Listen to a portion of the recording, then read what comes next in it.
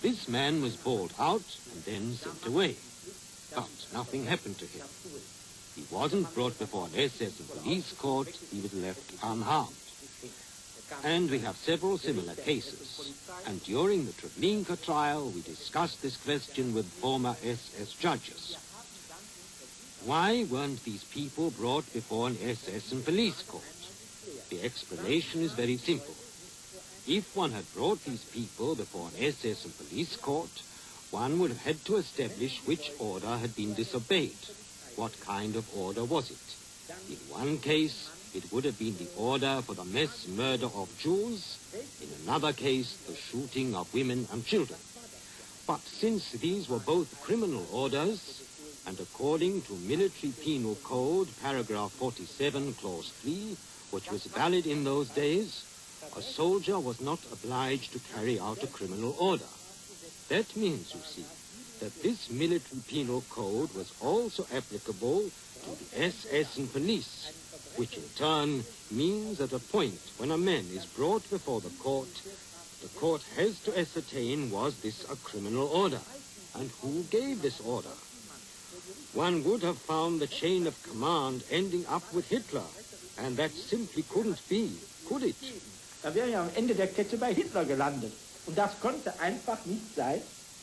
Eine Behauptung, die Waffen-SS und die KZ-SS hätten nicht... The claim that the Waffen-SS and the concentration camps were not linked is a downright lie, which is put forward in retrospect for very understandable reasons. Nicht nur an einzelnen Beispielen oder... I have proof of this, and not just a few examples either. Eike, the commandant of Dachau, who was responsible for establishing the whole brutal camp system, was himself killed at the front while commanding an SS division in Russia. The most notorious doctor in Auschwitz, Dr. Mengele, served as a doctor at the front until the spring of 1943, when he was transferred to Auschwitz due to sickness or being wounded, I don't know exactly, and then performed his appalling experiments there.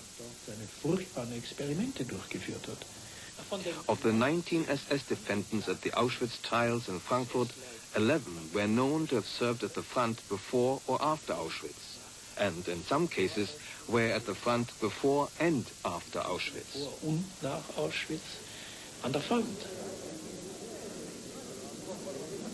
After the war, German courts were not allowed to try Germans for the crimes committed in occupied territories.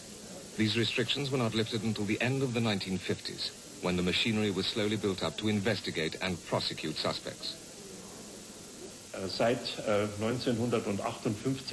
Since 1958, this department here in Ludwigsburg has carried out 12,000 investigations.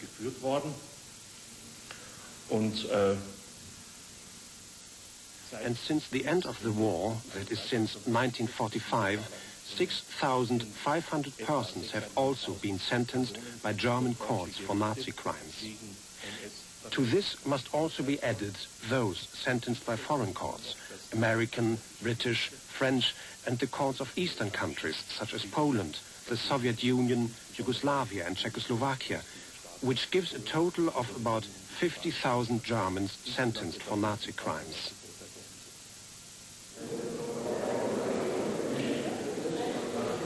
"30 years after the end of the war, former SS personnel are still on trial in Düsseldorf. 5 women and 2 men who had at one time or another served on the staff of Majdanek concentration camp, in which it is estimated that at least 250,000 people died. 5 years later, the trial still drags on. The question, what kind of people are being tried, is one which is often put by young people, and particularly school children who observe the trial, who often come into court with the idea, for heaven's sake, it's all so long ago. These old women should be left in peace. They could be our own grandmothers.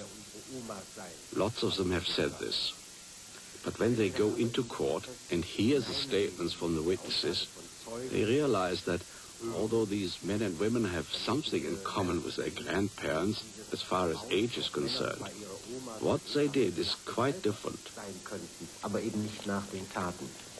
Because when these men and women committed these acts, And particularly in the case of Hildegard Lechert, who said dogs on pregnant prisoners were savaged and had the unborn child torn from their bodies and eaten. They weren't old grandmothers. They were fit young women.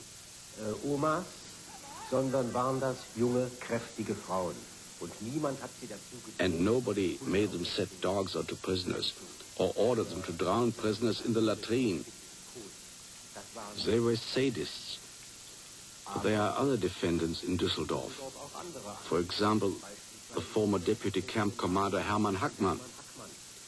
He behaved like a brute in Buchenwald.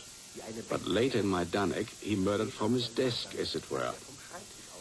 I don't know whether he ever personally murdered a prisoner in Majdanek, but the orders came from him. That's the whole spectrum, from the intellectual desk murderer through to the sadist. And they're all in the dock at Düsseldorf. Eines muss man sagen, meiner Meinung nach. One thing has to be said, in my opinion. Anyone who attempts to keep the tradition of the SS alive must be considered a danger. The tradition of the SS was a murderous one. The blind obedience to a leader who gave orders, which resulted in the sort of acts committed in Auschwitz, this sort of blind obedience is corrupting. And whoever wants to glorify this today, whoever wants to revive organizations of former SS people and even wants to involve young people, I believe they are deliberately behaving in a dangerous way. And these people must be resisted. And above all, the SS must be resisted by those of us who know what they did.